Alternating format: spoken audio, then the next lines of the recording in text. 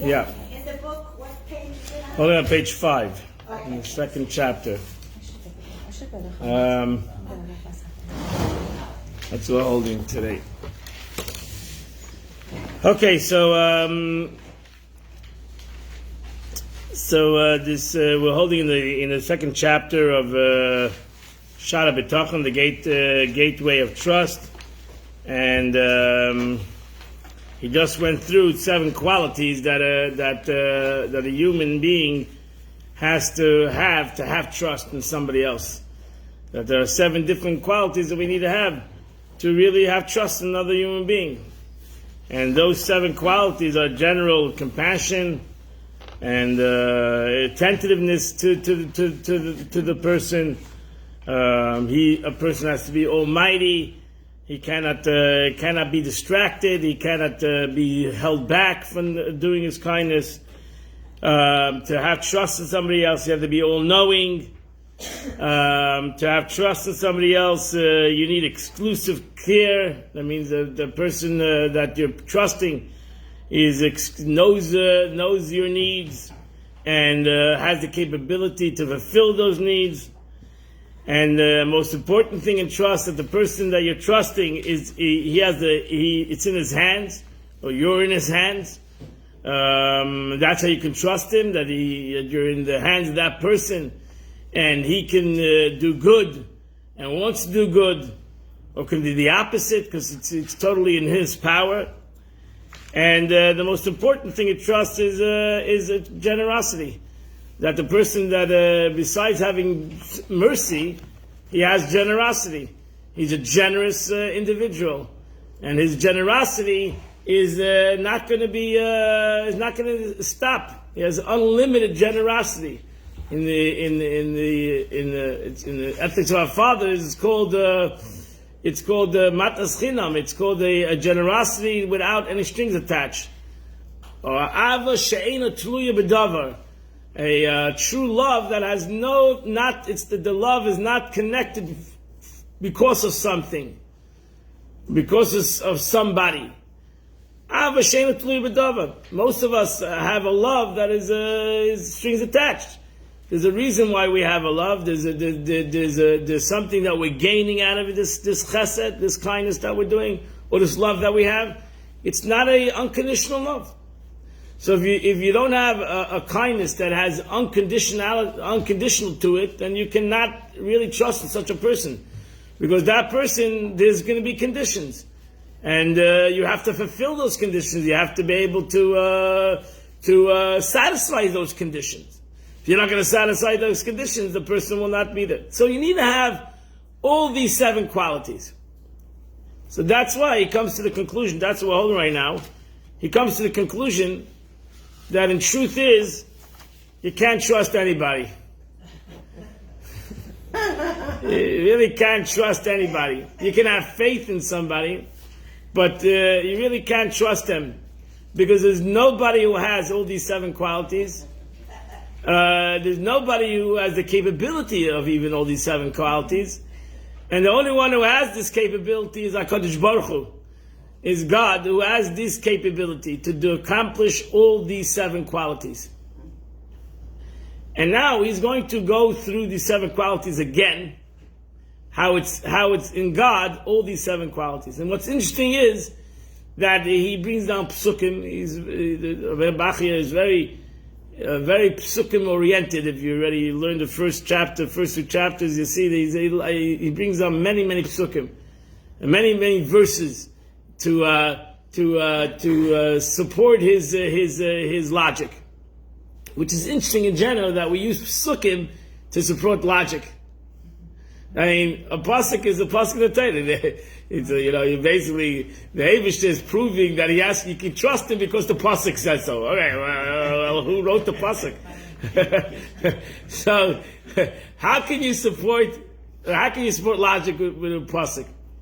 Which is an interesting thing in general. You find that in the Gemara a lot. Yehuda v'oid likra, that the Gemara says that, really everything is logic, but you have a pasuk. We always try to find the pasuk. Why do you need to find the pasuk if you have logic? Why you need logic if you have the pasuk? So Manashach, either way, if you believe in the pasuk, so who needs logic? If you have logic, why need the verse? So it's a general question. But Chassidus explains it nicely. And Chassidus says that self-understood, if a person has a munah Hashem, if a person has a munah in God, right? We're talking about trust. Before trust, you have to have a munah. You can't trust if you don't have faith in God. How are you going to come to trust Him? So you have to have a munah Hashem. What is a munah Hashem? What is the faith in HaKadosh Baruch Hu? What means faith in God? Faith in God, Al Pi Chassidus, if you learn Chassidut, faith in God is that a person realizes, why do I have faith in God? Because I realize that God is above logic. Not only is God above logic, but God is the one who created logic. Why is logic so and so? Why is such a logic in general? Why do I have a certain kind of a logic? Because that's what the Eibishter created, logic. If the Eibishter wouldn't create this logic, there wouldn't be logic to begin with. That the Eibishter created, that a human being has free choice. That God said that I want that humanity shouldn't be like the animals, who are basically animalistic, that are controlled by their emotion. I want the human being to be controlled by his logic, by his brain. So who gave humanity logic? The Eibishter gave humanity logic. He gave humanity the capability of logic.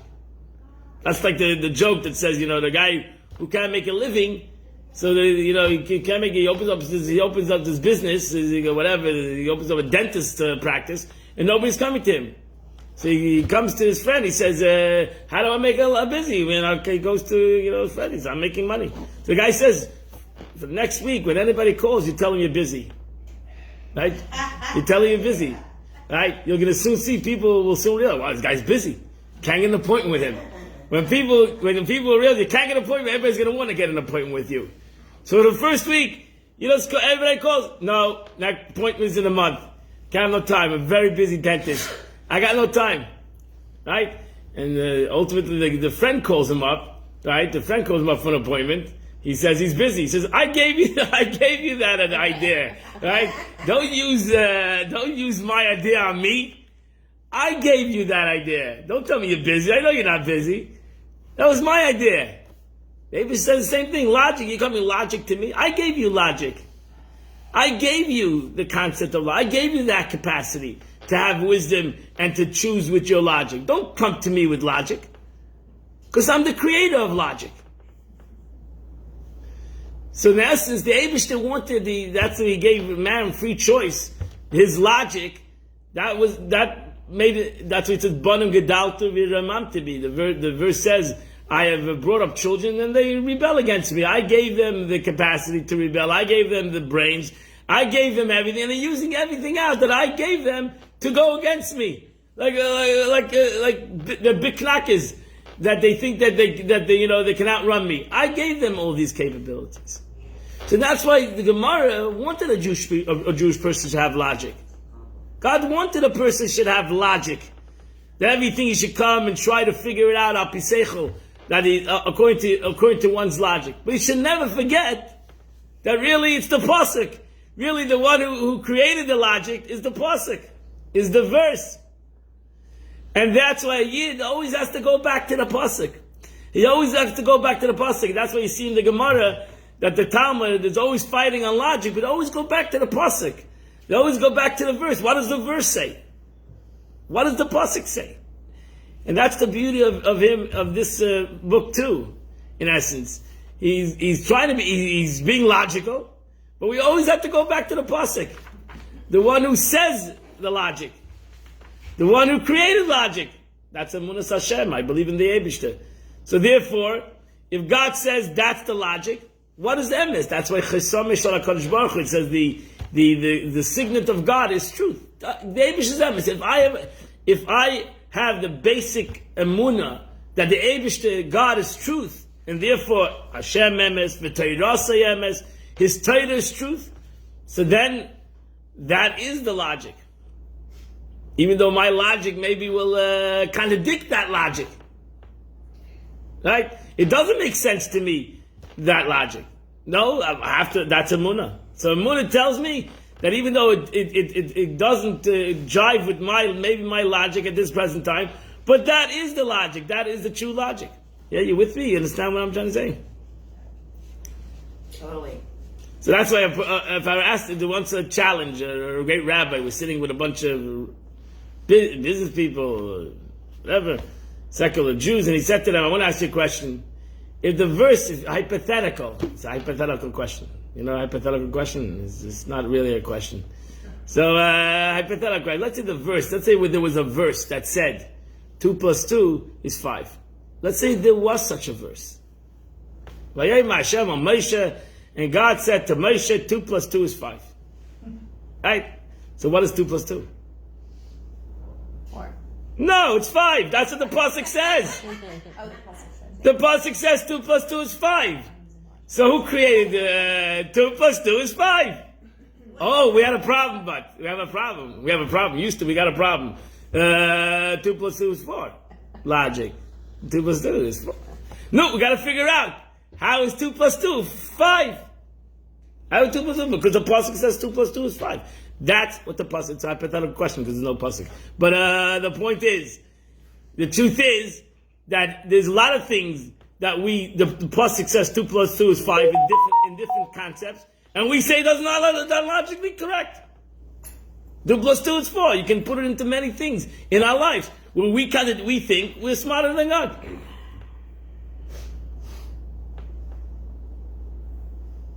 Correct?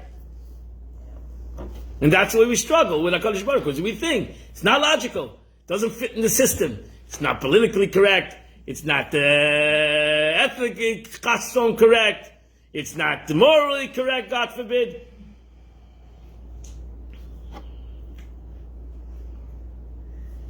That's truly something. That's very valuable. So yeah, that's a munah, but that's a munah. That's a concept of faith. So if I believe the Eibishter, like Chasam, the person say that after the story of the flood, the Eibishter says you can eat animals. If you don't want to eat animals, gesund to hate.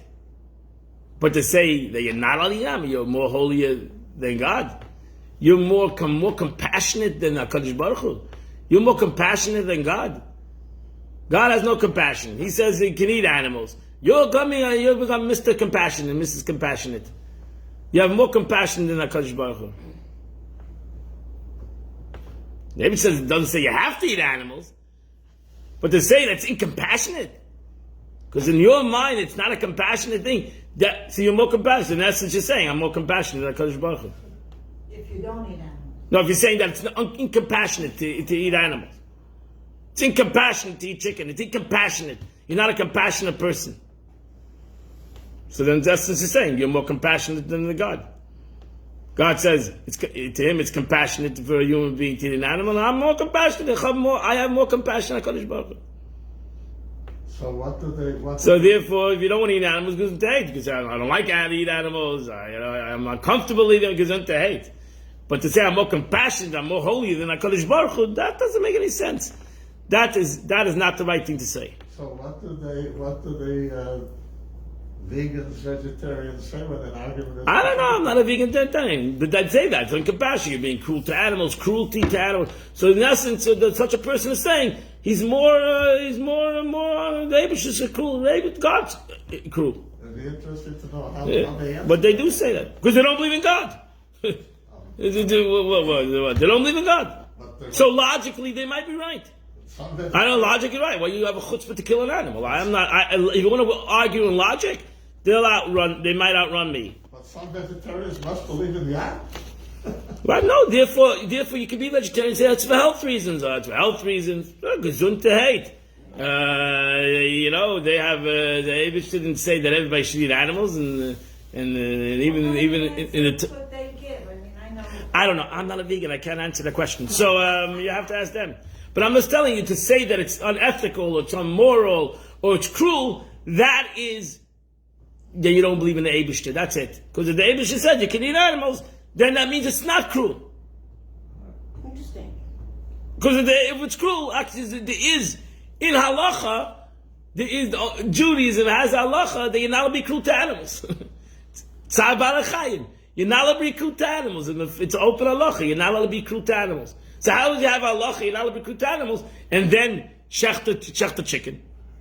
Because because in the Torah, God says shechting a chicken is not a cruel to an animal. Now, how does that logically fit? I don't know. It's something above my logic. Not everything has to be logical, and not everything doesn't fit in my logic. That's why Jews in general, when it comes to Vayikra, they feel uncomfortable because the whole sacrificial offering, really shechting and all this blood and all this situation, it sounds extremely painful. What? Chas v'shalom, but the chas v'shalom to say something, because that's a korban. That's what the Eibishter wanted. The only place where the Eibishter says nachas ruach shamai to the tzayna, you're giving me a pleasure by following what I say, is by a korban. Now it doesn't fit your logic. I'm the one who created logic. Don't come to me and tell me what logic is. So it must That's be a- logical. No, not that. It has Must be logical. to be logic. Maybe it's not according to my logic. Okay. Maybe it doesn't fit my logic. It's possible. Everything has to fit my logic. And then that's a munah. If I have everything is logical, I don't need a munah. I don't need faith. So therefore, I'm saying to you, that's why the Rebbe says you always see in the Gemara, always tries to go back to the verse. Because even though it's logical, we have to have a munas Hashem. We have to have a munah the Eibishter. And a munah the Eibishter means that I believe the Eibishter, the God, is above logic. And not only God is above logic, but God created logic. So if God created logic, then there must be a logical answer to this concept. Maybe I don't have that logical answer, but there's a logical answer. It's just that we may not understand. Correct. We may not understand it. What am I, Einstein in Jewish concepts? Right? Everybody understands Einstein. There's theory of relativity. Everybody understands him. You understand it. Baruch Hashem. But most people, they say Einstein said it. It's true. He's a genius. What do I know? He's a genius. I'm not a genius. Right? You don't start saying maybe it's not true. Einstein said it. It must be true. David said it. That's the logic. That's what is true. I always say, you go to a doctor, he tells you take a pill. You start arguing with him. Yes. Okay. Very few people argue with him. They take the pill. Take the pill. That's it. They take the pill. Yeah. Right. I'm vegetarian, Baruch Hashem. and I don't think so much like you think. I'm just comfortable. I don't, Good. That's not a problem. My kids too, and it's not enough connection to not believing in God. Okay, good. No problem. I don't say you have to. It says the Gemara says that great sages only ate meat from Friday night to Friday night. Yeah. So they only ate meat from Friday night to Friday night. And the Chassidus explains the reason why they ate meat from Friday night to Friday night, because on Friday night it's a mitzvah to eat. So therefore they didn't have to have kavanah. When you eat meat, you really have to have kavanah. Because that's a question. How does an animal give the life you should enjoy? Why you're having taivas, so an animal has to give up the life for taivas? For my taiva, for my desire, an animal has to give up its life. It is giving up its life. So the reason why that you would only eat on Friday night to Friday night, Shabbos, is because on Shabbos it's a mitzvah. So you don't have to have any kavanah. It's a mitzvah. The eating itself is a mitzvah. So maybe eat from Friday night to Friday night. And therefore you won't have to have any kavanah. You won't have to have any kind of intentions when you're eating the mitzvah, when you're eating the meat. But, okay. I'm just giving, I don't want to go into the argument of vegan or not vegan or potato. That's not the kavanah yet. The kavanah, my point is that it's a beautiful thing that you see the sages in the Gemara, that we always went back to the verse. We try to connect it to a verse because the verse is a Torah, which is emes, which is true. That's emunah. I believe that every verse in the Torah is true. And that's the fact. So if the Torah says that the Eibush is chesed, that is the fact. That's the fact. Right? Now the question is, sometimes I have to be able to, right? Because the chesed can be above my understanding. Right? I cannot see the chesed. Right? So sometimes I cannot see the chesed. For whatever reason, I'm going through a struggle in life. I don't see the chesed. But that's the emes. That's a first of emunah that the Eibush is chesed. So is Avon. What? Avon is also chesed. The Eibush is chesed. No, Abraham is also Chesed, right? Yeah, but God is chesed. God is the ultimate aspect of chesed. So if God's the ultimate aspect of chesed, and you're going to bring you a pasuk to say that, why do you need a pasuk? Because that's the emes. Tay Moshe emes, Rasa emes. That's the emes. That's the truth.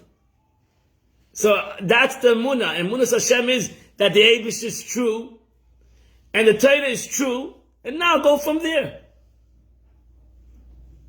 Because if you don't believe the Torah is true, then where do we go?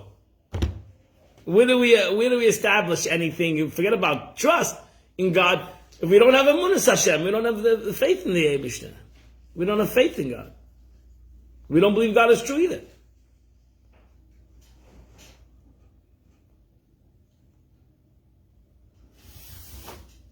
Yeah? Yep. With me. I think during the course of your life, if you live Yep. long enough, you find out that the things that you had faith in and you didn't understand suddenly become illuminated. Then your emunah goes through the roof, your faith. Okay, fine. You can't explain everything, Yeah. but a lot more. Okay, I agree with that. I agree with that. But the truth is, you can come through faith through learning Torah. That's the beauty. To learn, the more Torah you learn, the more it's going to resonate in your mind. I don't have to go through trials in my life to ultimately come to faith in HaKadosh Baruch Hu. I should be able to come through faith through learning Torah, and that's the pasuk. Through learning the pasuk. So you just take even the story of Avram Avinu. We learn so many things from this story, in the aspect of Runas Hashem, in the concept of the way etiquette, and the aspect of Achnas Erchem. There's so much things we can learn. I don't need to go and have a way to I go and have an asayin. I can learn from Avram Avinu. That's why I learn Avram Avinu, to learn what means the concept of faith in HaKadosh Baruch Hu, the concept of betochen. I can learn from Avram Avinu. From Avram and Sarah, I can learn. Look at the Yidden. Look at people what means faith in the Eibush. Right? From their life, you can learn everything. Okay, so let's roll through this, because he's going to say the same thing again. He's going to show you, but he's going to bring a lot of psukim, that's it. So it's this nice psukim that he says. So therefore, he says, there are 7, no, I'm sorry, we're holding again? All right. Okay, Kashanechkar, page 5, right? Kashanechkar, give me that book, give me that one. I'll say, I'm not gonna, I'll tell you where I am. Okay, hold on page 5. In the book, if you have the book, it's page 50. So on page 5 in this thing in the book, it's page 50. If we examine these 7 conditions, you're going to see that none of these are found really truthful in any human being. Everybody is flawed. There's no perfect human being out there.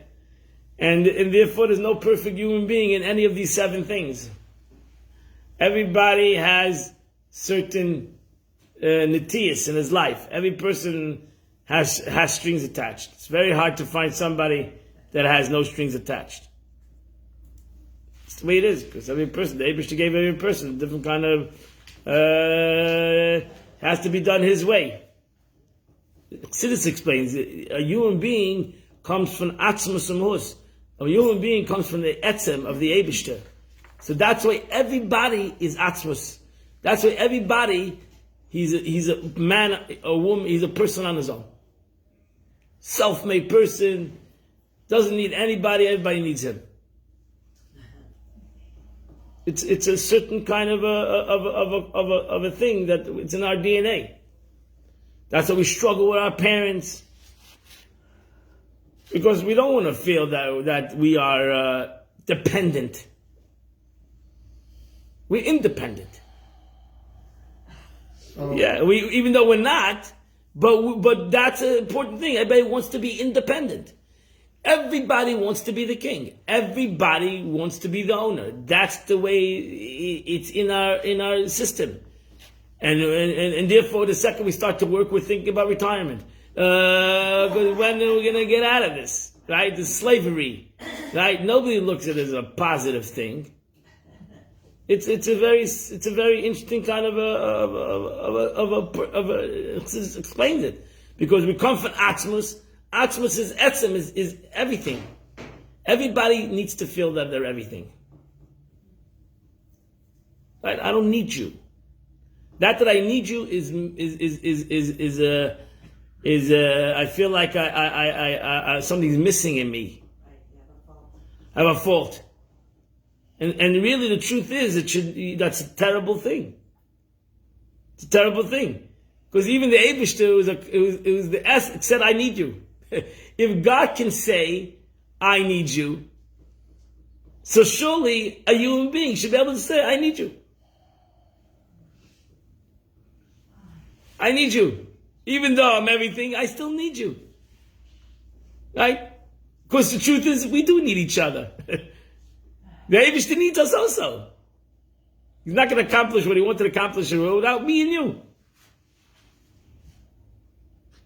So we should all, in essence, we should all feel that we need each other. And to give to one another. Yeah? You with me? You had a question? I'm sorry, I stopped you. No? Well, I answered it already. Well, it's not bad. Without hearing the question. Don't be shy, ask. Yeah? So you're going to go to the 17th. Let's roll. I keep on saying that. Okay. However, you're going to find, if you'll really see, that's why again, you're going to look at the pasuk, you can look at the emes. You're going to go to the emes. Again, maybe it won't logically make sense to you, what I'm going to tell you. But if you're going to go to the truth, you'll see that that's the emes. You're going to go to the pasuk, you're going to go back to the verse, you'll see that that is the truth. Shu marachem ala briis. The Eibishter is compassionate to all his creation. How do you know? Because that's the verse. The verse says, Racham v'chanan Hashem. That the Lord is merciful and gracious. That's what the verse is, and that's the truth. V'amar, and he brings another verse. It says, V'anile achas al nim ve'er. We just read this verse on Yom Kippur. Right? Yaina. The Eibush sends Yaina to prophesy to the city of Nineveh. Right? Yaina goes to the city of Nineveh. He tells them in his 40 days God's going to destroy the city. The people of the city do tshuva. Right? They repent. Yaina, for some reason, is depressed that the people of the city repented. Right? God says, what do you mean? I'm not going to have mercy on these people. Are you serious? Thousands, 100. I'm not going to have mercy. You're asking me. You're angry that I have mercy on people. It's ridiculous. I'm a merciful. My entity is mercy. So here, yep, that's the verse. V'sheina misalim, and he doesn't ignore it. This is again. I think again, this is the three things. The Eibush is all merciful, all kind. The Eibush is all knowing. If you don't think that the Eibush is all knowing, you got a problem.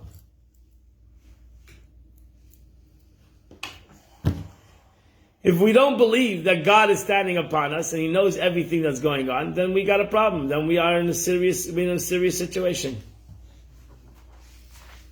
So the Eibush is all knowing. Nothing's hidden from Him. How do we know that? It says the pasuk, Tilim. Hinei le'yanav le'ish Hashem Yisrael. The Eibush neither sleeps nor slumbers. You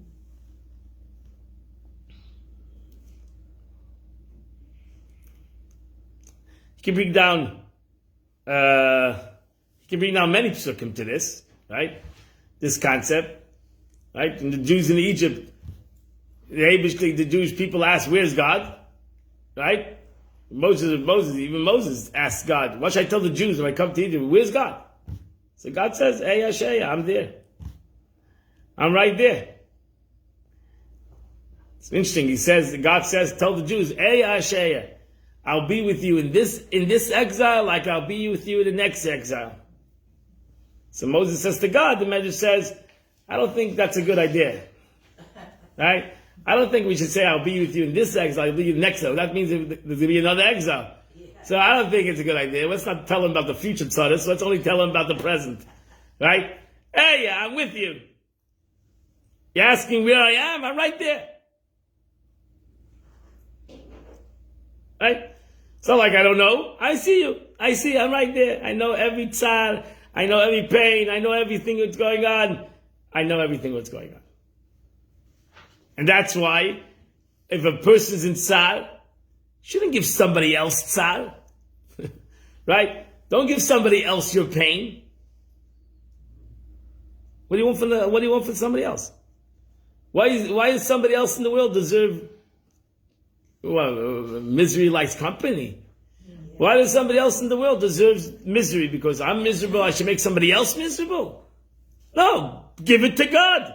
He gave you the misery. Give it back to Him. We let Him off the hook. We let God off the hook. Right? We don't come back and scream at God. Go and daven. Say Tehillim. Scream to the Eibishter, you're miserable. Why make somebody else miserable? It's important, yeah? Right? So therefore, but we say, oh, the Eibishter doesn't know about it. You know about it, and you're not doing what you're supposed to do. No. Eibishter knows about it, go to God. Because ultimately, who can take you out of this misery? God. So by yelling at him, how's he going to take you out of the misery? You're going to ask him, I'm going to put that's one of the things, I put myself in your hands, take me out of this misery. Okay? You have all power. That's why you believe that God is all powerful. Okay. So you're going to take me out of this misery. What, the other guy's going to take me out of misery? No, nobody can take you out of this misery. The Eibishter can take you out of this misery. So bring it to the Eibishter who knows He's there. He knows the misery. Turn to Him. And if He doesn't want to take you out of the misery, then scream at Him more. Yeah. That's it. It's very simple. Why make anybody else in the world miserable? At least pay the guy for making him miserable. Right? Right? Pay him. Why should he why should other person suffer for no reason? Right? That's what we try. We pay people. We pay lawyers. We pay psychiatrists. What do we think we're paying them? To give him our misery.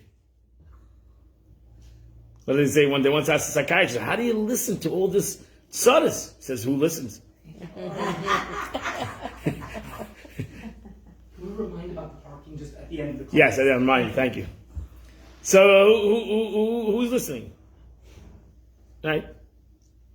If you imagine a psychiatrist that has to listen to all misery, he would go miserable himself. But the Eibishter is listening. He hears you. He hears us. And continue. In the fact that He's all-knowing and invincible. Right? He's all-knowing.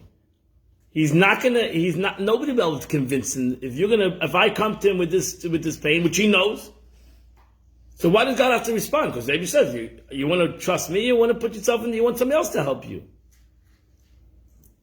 If you want I should help you, I'll help you. And nobody can convince me the other way, and nobody can outrun me. No lawyer can outrun me. If I want to do good, I'll do good. Nobody can stop me. How do we know that? That's what the verse says. It's written. He is wise in heart and mighty in strength, who hardened his heart against him and remains whole. Right? Who can go against the Abel? Who can fight against God? Nobody. And it says in Divrei Hayom, you, O Lord, are the greatness and the might and the glory and the victory, as written, the Lord our God. You're the midst of the mighty ones who save you. Okay, we say this in our davening every day, in the Shmoneh Esrei. Hakel, Hagodel, Hagiba, V'Hanoira. God, who is great, who is Gibar, who has all the strength, and who has all the might. So, why would I go to somebody who doesn't have all these qualities? Who has all, Godel has many, when you say God is great, what does that mean? Some people, many commentators say it means God is all kind. God is asked for the kindness. So God is all kind. He's all powerful. Because again, if you don't have these two aspects, if you don't believe that God is all kind and all powerful, then something's missing. A person can be all kind. If he's not all powerful, his kindness is not worth anything. Right? Not effective. So the Eibush is all kind and he's all powerful. Nobody can stop him from doing kindness.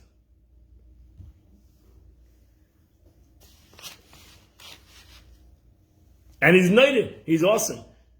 Because his kindness is unlimited. And his power is unlimited. It's not like even a person that's kind and a person that's all powerful that ultimately there's still a limitation. The Eibush is unlimited. And that's why God is awesome. He's unlimited.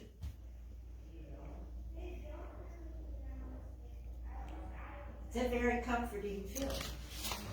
It should be if you be able to understand this, as he says, then you'll have a comforting feeling. Yeah. Because if you're going to put your trust in God, so then leave it up to Him. Throw Him the problems. He'll give you the solutions. You're not limited in solutions. As I should say, if solution A doesn't work, there's always solution B. There's always solution C.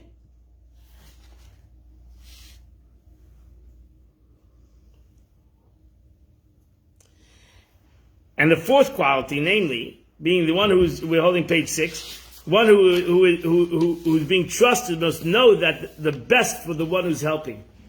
The Eibush knows how to help you, exactly how to help you. Nobody else can know exactly how to help you. Nobody else can know exactly how to help you. He doesn't know how to do this in a perfect way that will ultimately, that's why you just said before, that somebody said it before, that ultimately, maybe down the road you see that everything is worked out perfectly. Because everything is going to work out perfectly.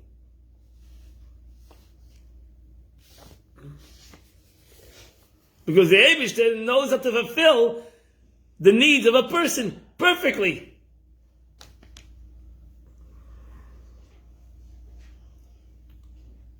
Exactly what he needed. Exactly what he can, what to fix this thing in its perfection. That's what he says. The fact that he is the only one who takes care of a person from the beginning of his formation and the beginning of his grown up, and supported by the verse in Devarim, again, as it says, is he not your father, your master? He has made you, established you. Moshe Rabbeinu tells the Jewish people, who has carried you all these years? Who has carried you all these years, from the beginning till now? Who? Me? The Eibush has carried us from the beginning till now. Who has carried every human being from the time of conception till the end of time? Who? The Eibush has carried you. He's brought you, he's giving you life, he's giving you brains, he's giving you talents, he's giving you success, he's giving you failures, whatever. So he made a perfect kind of situation. We say this when a person goes to the restroom, you see that bracha. If you say that bracha alone, there's that bracha, the Ashayotza. Sheyotza tzadam b'chachma. The Eibush created a human being with such wisdom, right? That everything works. And not only everything works, but that's why we're well. Everything works. There's so many, right? There's so many. There's like a major computer going on over here in our body. It's one of the wonders of creation in the world. Is my being itself, and everything works on schedule. Because if it wouldn't, we would be in great pain. So I have a question. yeah. We live in a very dangerous world with atomic bombs. And Yeah. wasn't it Ronald Reagan, when he was negotiating with the Russians, who said, trust, but verify. Would it have been better if he wouldn't have negotiated and would have just trusted in God? God is going to take care of us.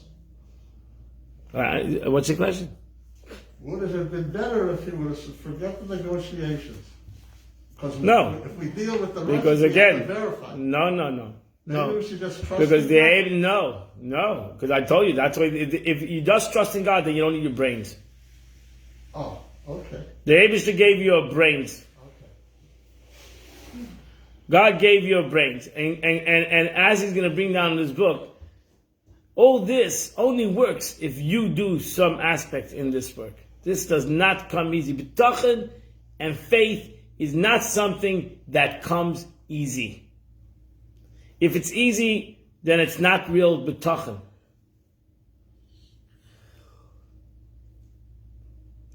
Bitachon and faith come through my avodah, comes through my service.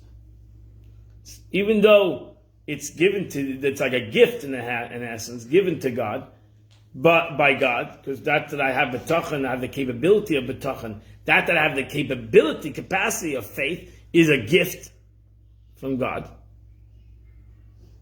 But it's a gift that I need to develop. It's a gift that I need to work on. So that's why it's interesting. God gave you a neshama, He gave us each and every one of us a neshama, but we have to learn about it. We have to find it. We have to feel it. It's not something that comes natural. So we have both concepts. The Abishter gave us a neshama, but we have to have avodah. We have to have a service. So you're right. Verify it. Verify it. He's not arguing with you not to verify it. Life will verify it. Right? Life will ultimately verify it.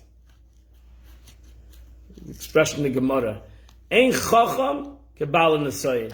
There's no person who has wisdom that didn't go through challenges in life.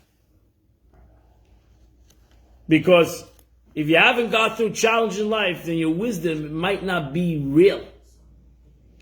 Challenges verifies wisdom.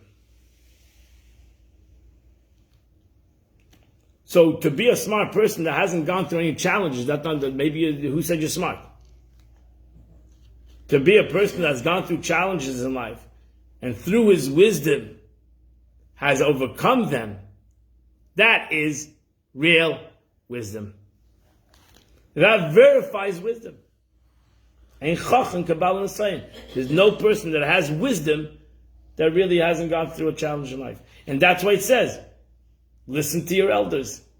That's what the Torah says in general. Listen to your elders. Because your elders have gone through. They can tell you, they can teach you without going through the challenges in life, wisdom. Because they have gone through those challenges in life as well. But until you're more mature, you don't listen. Oh, that's the problem. That's the next problem. So maybe become mature and listen. Shema b'ni teres avicha v'al titash teres imecha. My child, listen to the teachings of your parents. Right? Why have to go through the challenges? But that's it, because nobody wants to listen. Everybody wants to go through the challenge in life, because everybody wants to be their own person. That's exactly. That's it, and you have to let it. Yeah. You have to let it. You have to let a person. You have to let the child fall, and if you're going to marikala the child, not let him fall, he'll never grow. He'll never grow. He'll never know what it means to go through a challenge in life. So even though we don't want our kids to have challenges, it's not such a good thing. The children get more sick today because we were so protecting them from every kind of dirt, right? And the truth is that, what do you mean? Let them. That's the way they develop their immune system, is by getting a little dirty, is by going in the mud. So they have to get a little dirty to develop themselves. So you need both. We're humans. We need our avodas atzma. You need to have your own service. Nobody, the Abishter wanted that every person should have their own avodah, their own service. not only what I've given you, but have your own service. Right? That's the Torah. The Eibishter in the Torah. The Eibishter wanted every Jew to expound on the Torah. I gave it the Torah. Right? I gave the Torah to the Jewish nation. But then I want every Jew to expound on the Torah. Come up with a novel idea. Right? It says when Shama comes Lamaila, the Eibishter say, "No, tell me something that let me hear a novel idea." Right? You've been learning Torah for 50 years. Let's hear something novel. It might not make sense, but let's hear something novel that you have come up with. Oh, right? I remember as a kid, when I was in 5th grade, the Rebbe used to be always at the highest class of the school. Would write on every year they would give out before Pesach. They would give out Torah. Every guy would write a pilpul. It was called a pilpul. Would write a commentary on the Gemara. On the highest class. 12th class, Beis Medrash. It was called the Beis Medrash. And they write the Chedush Torah. They write a pilpul on the Gemara. The Rebbe said he thinks that every class should do it.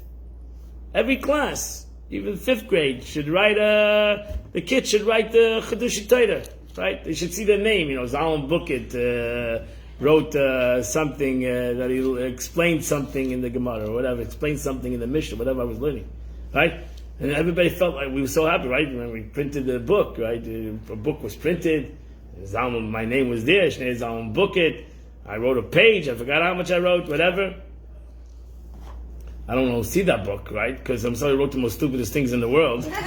but right? Whatever, it was 5th grade, I was 9 years old, 10 years old.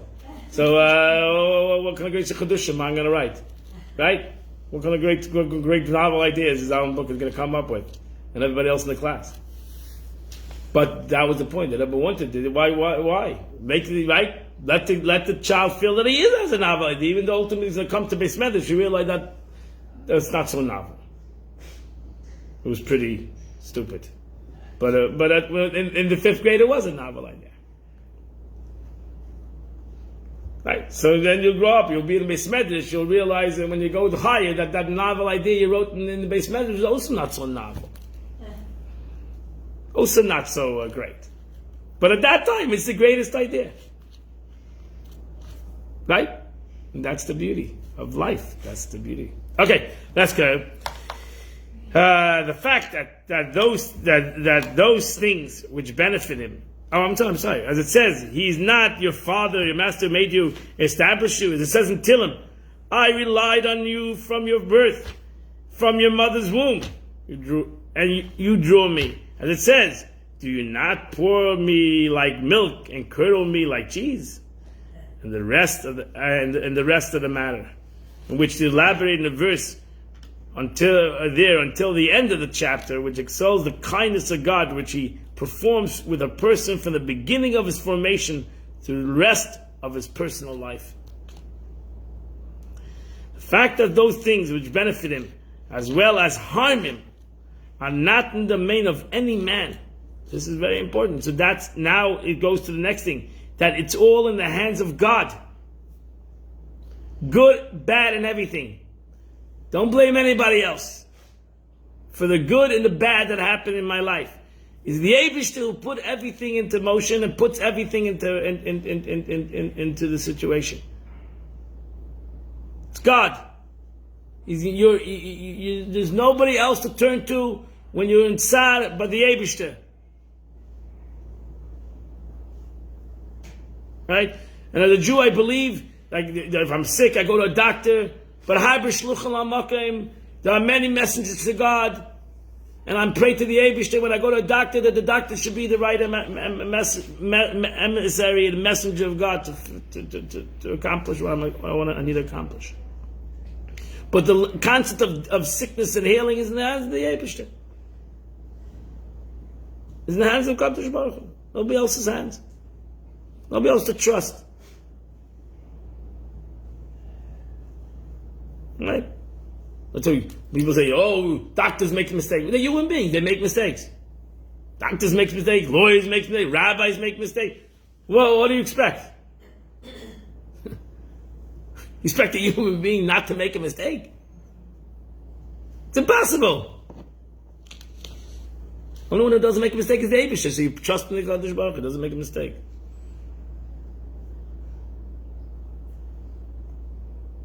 So that didn't work out. It's not because the doctor was lousy. Because the Eibusher didn't want it to work out at this present time. We go on. Try something else.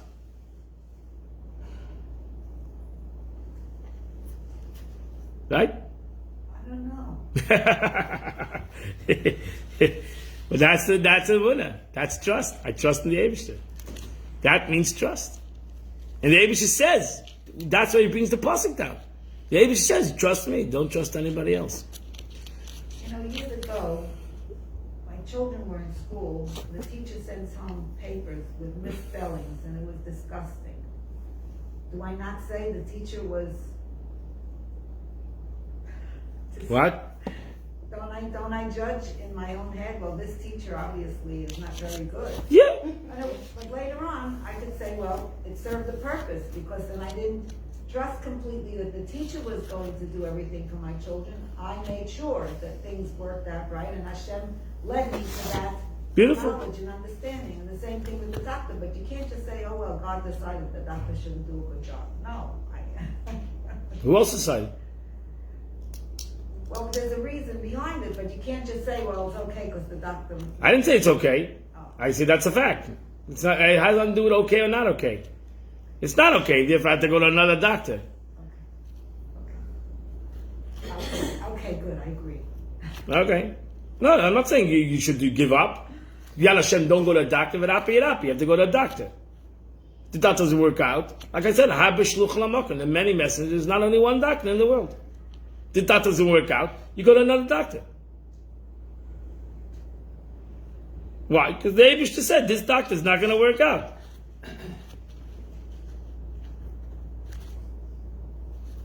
Baba Rebbe always say, when it comes to major things, you never go to one opinion. You never go to one opinion. You go to another opinion. There's nothing wrong going to another opinion, because you're going to a human being. You're going to a human being. How many times did the Rebbe, when the person would come to the Rebbe, ask for an operation, the Rebbe said, don't do the operation. Don't do the operation. I went to the doctor, and the doctor said, you have to do it. The Rebbe would write back, don't do the operation. The doctor would say, you have to do the operation right now. The Rebbe said, I don't know, don't do the operation.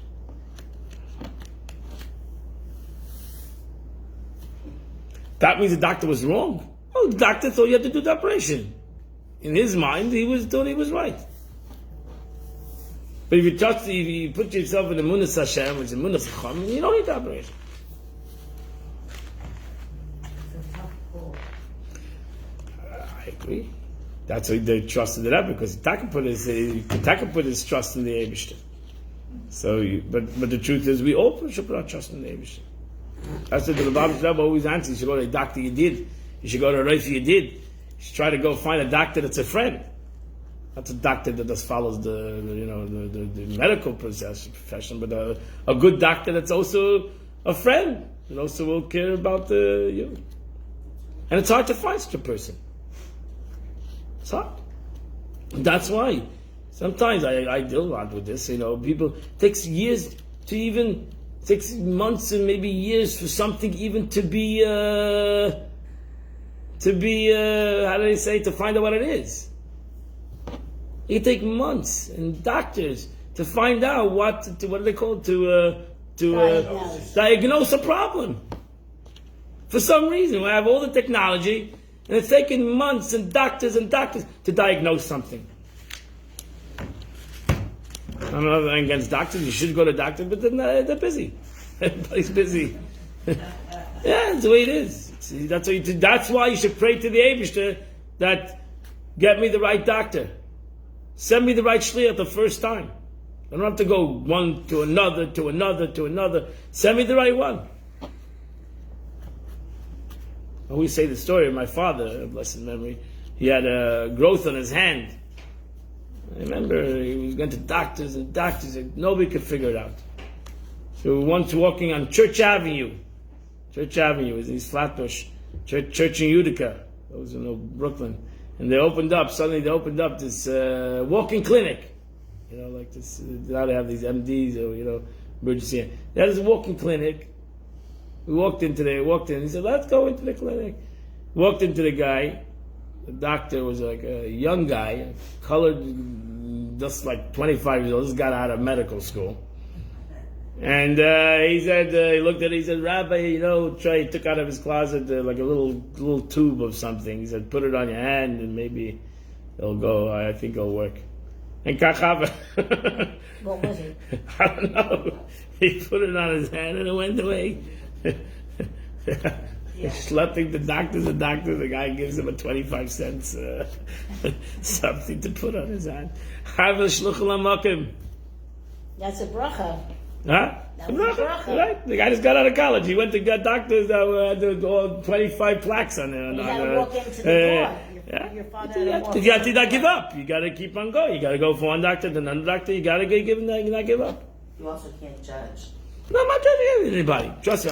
When I came to Florida, I had migraine headaches. Went from I pushed it. It was not blinding. I couldn't focus. I would do something the day. I had to lock myself in a closet, like a dark room, and put things on. It was suffered for many years. I went to doctor's craniotherapy. I did everything, chiropractic, glasses. Couldn't figure out what it was. It was something simple. It was allergies, and I got rid of it and right to get fired. It took me years, till I figured out what it was.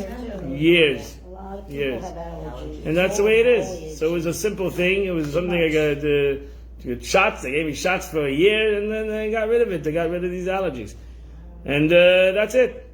Wow. Finished. So Baruch Hashem. So we went from one to another, and ultimately found the right solution. Found the right doctor. The Eibush sent me the right doctor.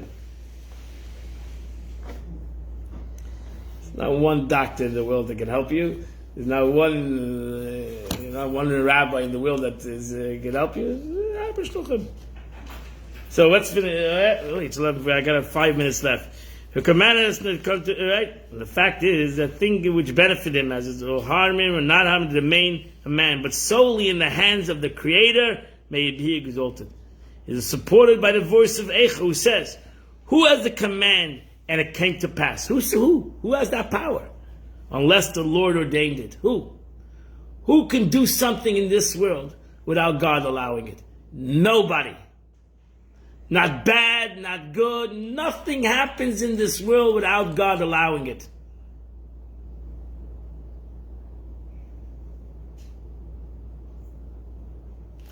By the command of the Most High, neither good nor evil come. And it says in Yeshua, the grass shall not dry out, the blossom shall not wilt, but the word of God shall last forever. And it says, behold, by the preceding verse says, behold, the people are grass. Nothing happens in this world without God. This is the Baal Shem Tov too. That's Chassidus teach you. Shkocha Pratis. Nothing happens in the world. There's a divine providence. If you believe in divine providence, you got this whole chapter. If you believe in the teaching of the Baal Shem Tov, that everything is divine providence, everything is divine providence. The good, the bad, and the ugly. Nothing bad or good happens in the world without the Eibishter wanting to happen.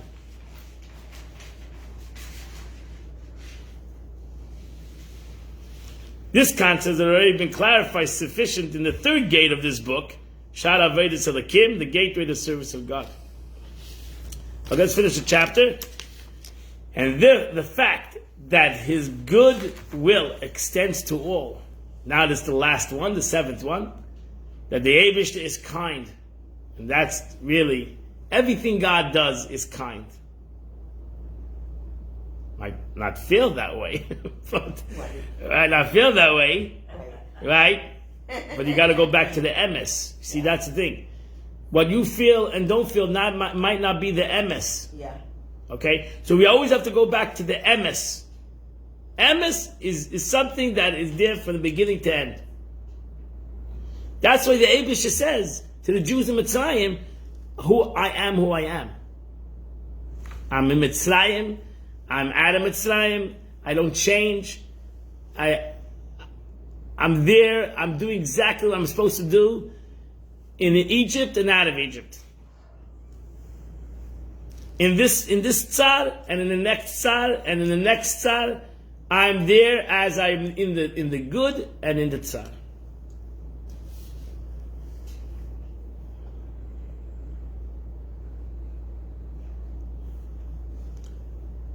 I told a person I was sitting shiva, my nephew, lost his father, my brother. You know, the David says, "B'chol tzarasum litzar." He doesn't say, "I'm going to get you out of the tzar." He says, "I'm there with you in the tzar." David says, "You know, this tzar, this is a painful situation, right? A young guy, you lost your father. It's a painful situation, but the Eibush is there. He doesn't believe the Eibush is sitting. He's sitting shiva with you."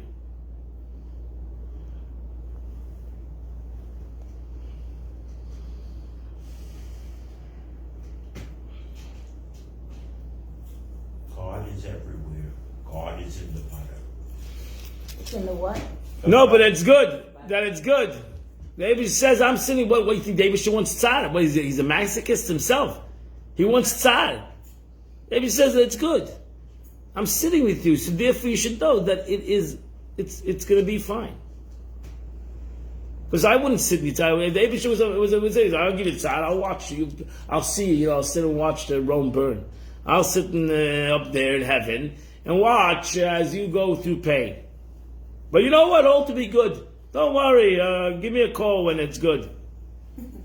The Eibush says, "No, I'm sitting there with you. You're inside. I'm inside."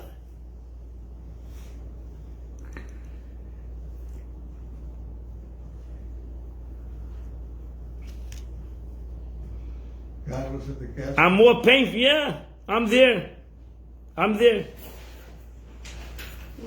Let's finish this off. So the law says it's good to all, and His mercies are in the works as it says. Who gives bread to all flesh, and for His kindness is eternal. And it says, you open your hand and satisfy every living thing with its desire. The intellectual dictates that all these 7 qualities are possessed by the Creator alone and not by any other creation. Therefore, I brought these verses and scriptures merely so that although through them one is be able to remember the 7 qualities. You'll be able to always go back to the verse. Okay? You might forget it because you're going to go through situations that maybe doesn't dictate. Go back to the verse. Right? You'll always have the pasuk to go back to. I'm giving you this pasuk to tell you, go back to the verse. So that if you have a struggle with any of these, go back to the verse. Let the verse give you strength. That the Eibishter is there, and that the Eibishter has all these qualities. He can get you out of it. He has the power to get you out of it. He loves you. He sees it, etc., etc. And He has Rahman on you. When this matter, that only God possesses these 7 qualities, become clear to a person, and his understanding of these true kindnesses of the Creator is strengthened, then he will trust Him, and he will give himself over to the will of God. He will leave the running of his life up to God. He will not suspect that God is not judging him properly, nor will be angry regarding in which the Creator chooses for him.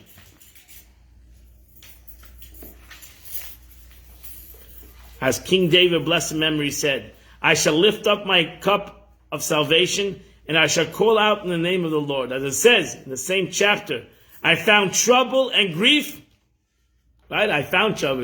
One guy who had a lot of trouble and grief is David HaMelech. And I called out the name of the Eibishter. So that ultimately a person who has Emunas Hashem, who has B'tachon Eibishter, will be happy whatever happens. Right? He might be in pain, but he will not be sad. He will not be troubled. He will not have anxiety because he's in the hand of the right entity that will only do good for him in his life. And that completes chapter 2 of this book. And next week we'll go to chapter 3. We have another couple more chapters to finish.